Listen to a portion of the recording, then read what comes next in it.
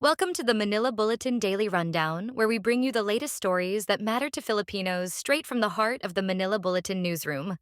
Here's the quick rundown of today's top stories. Tuesday, October 8th.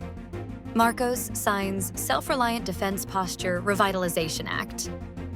President Marcos has signed the Republic Act No. 12024, or the Self-Reliant Defense Posture Revitalization Act, which, he said, would allow the country to build an independent defense posture not reliant on other parties. In his speech, the president said with the signing of the new law, "We are anchoring our defense strategy firmly in the strength of our own resources and capabilities." Marcos said that the new law would allow the country to build a defense posture that is independent, dynamic, and geared to the future. Alice Guo's 2022 campaign was arranged by Chinese state security, says spy cellmate. Alleged Chinese spy Alice Guo allegedly had her campaign during the 2022 elections for the mayoral seat of Bamban, Tarlac, arranged by China's state security. This was raised by a certain Wang Fu-gui, a friend and former cellmate of the self-confessed spy Xie Zhejiang, during the continuation of the Senate's probe on illegal Philippine offshore gaming operators. Xie Zhejiang earlier claimed in an Al Jazeera documentary that Guo was a spy, serving under China's Ministry of State Security.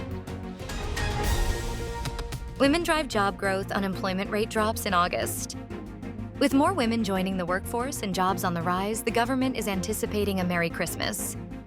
Filipinos may enjoy a brighter holiday season as the latest labor survey showed improvements in the job market, National Economic and Development Authority said.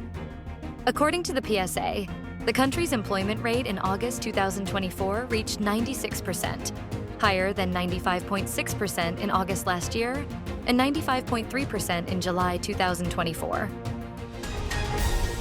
Department of Health urges parents to support school-based immunization program. Department of Health Secretary Teodoro Herbosa urged parents to give their consent so their children can participate in the Bakuna Eskwela program in public schools.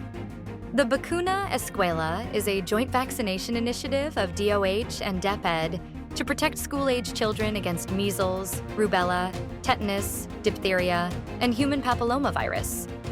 DepEd and DOH launched the Bakuna Eskwela to protect students from life-threatening vaccine-preventable diseases. Marcos names Cavite Governor Jonvic Remulla as new DILG chief.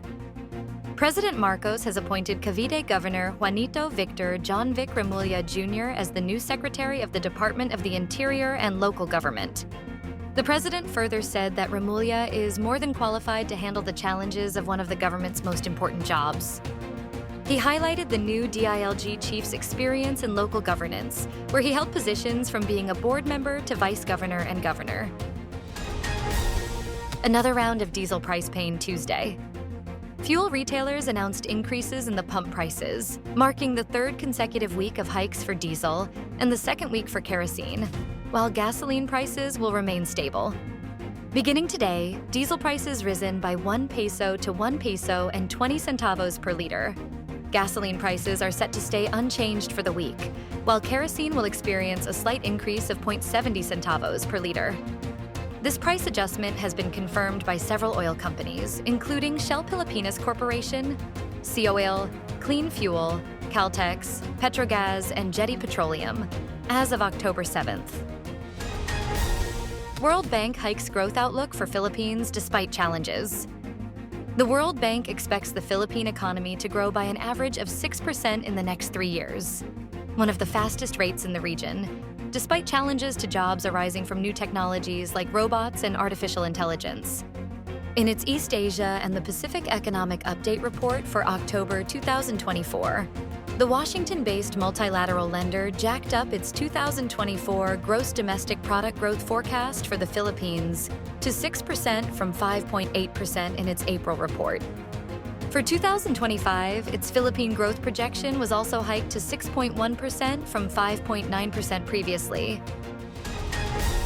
Florida braces for Hurricane Milton as communities recover from Helene and 2022's Ian. Florida's Gulf Coast braced for the impact of Hurricane Milton with concerns over near-record winds and a massive storm surge. The impending storm threatens to bring destruction to areas still reeling from the devastation of Hurricane Helene just 12 days prior, and recovering from the impacts of Hurricane Ian 2 years ago. Almost the entirety of Florida's west coast was under a hurricane warning early Tuesday, as the Category 5 storm, boasting winds of 265 kilometers per hour, approached the state at a speed of 14 kilometers per hour. Stay updated with the latest news.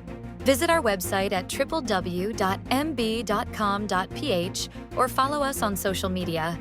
Thanks for tuning in to the Manila Bulletin Daily Rundown.